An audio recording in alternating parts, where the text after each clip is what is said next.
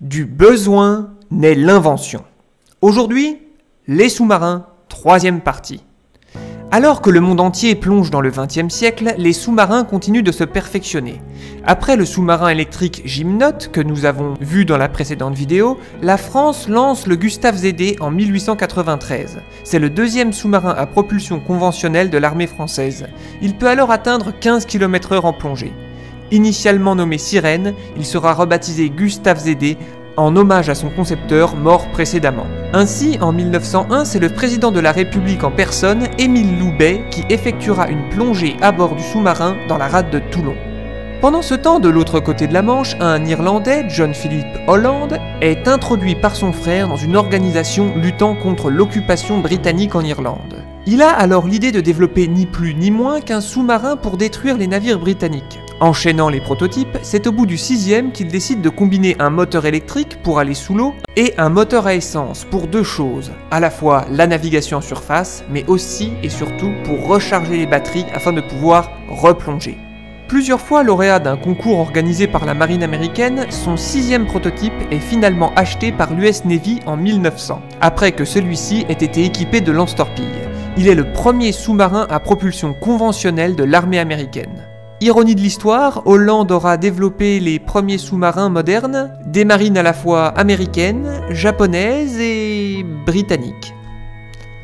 Pendant ce temps, en 1899, la France continue sur sa lancée avec le Morse, un sous-marin électrique. Celui-ci présente deux inconvénients, une autonomie réduite, car entièrement électrique, et une coque ronde, qui résiste bien à la pression certes, mais qui n'est pas bien adaptée à la navigation en surface. On peut aisément imaginer le tangage comme un cigare roulant sur une table. C'est le polytechnicien Maxime Laubeuf qui, répondant à un concours lancé par le ministère de la Marine, a l'idée de créer un sous-marin adapté aussi bien à la surface qu'à la plongée. Il s'agit du Narval, lancé en 1899, un sous-marin mêlant vapeur et électricité permettant dès lors une plus grande autonomie. Mais ce qui retiendra encore plus l'attention du jury du concours, c'est la forme proposée par Laubeuf. Il aura en effet l'idée de placer les ballasts sur les côtés du sous-marin afin d'améliorer sa flottabilité en surface, réduisant ainsi le roulis. Le Narval sera alors équipé d'une double coque, très épaisse pour l'habitacle et devant résister à la pression de l'eau, et une plus fine pour les ballasts accueillant l'eau.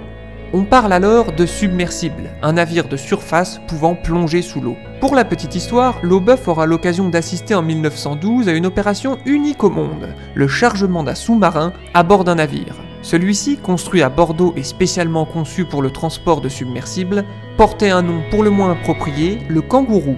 En effet, le Pérou avait commandé un sous-marin à la France, mais celui-ci n'avait pas suffisamment d'autonomie pour faire la traversée. C'est donc grâce au Kangourou que fut acheminé le sous-marin jusqu'au Pérou. L'opération en elle-même n'était pas simple car il fallait démonter l'avant du bateau, remplir les ballasts qu'il équipait afin qu'il s'enfonce suffisamment profondément dans l'eau pour que le sous-marin puisse rentrer dans le navire. Là, il y était solidement harnaché pour le voyage. Comme la maman kangourou avec son petit quoi. Il faut savoir que, avant cela encore, le sous-marin qui avait été fabriqué aux ateliers Schneider de Chalon-sur-Saône aura dû descendre la Saône, puis le Rhône, jusqu'à Toulon à bord d'une barge, le Porteur. Forcément, il faut dire que ça coûtait moins cher de déplacer un sous-marin sur des canaux préexistants plutôt que de déplacer des tonnes de machines-outils jusqu'à Bordeaux. Mais revenons aux sous-marins de l'armée française. À partir de 1900, les sous-marins jusque-là construits à l'unité vont commencer à être construits en plusieurs exemplaires.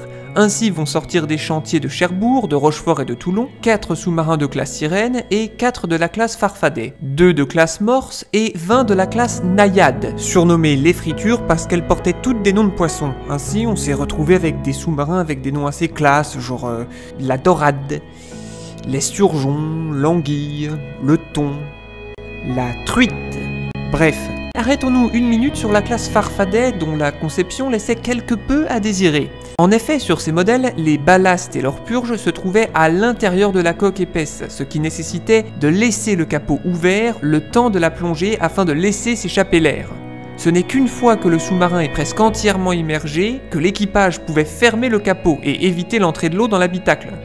Les plongées étaient donc des instants très techniques et très risqués pour l'équipage. Et le premier accident ne tarda pas, puisqu'en 1905 eut lieu la catastrophe du Farfadet au nord de la Tunisie. Lors de cette sortie d'exercice, la plongée ne se passe pas comme prévu.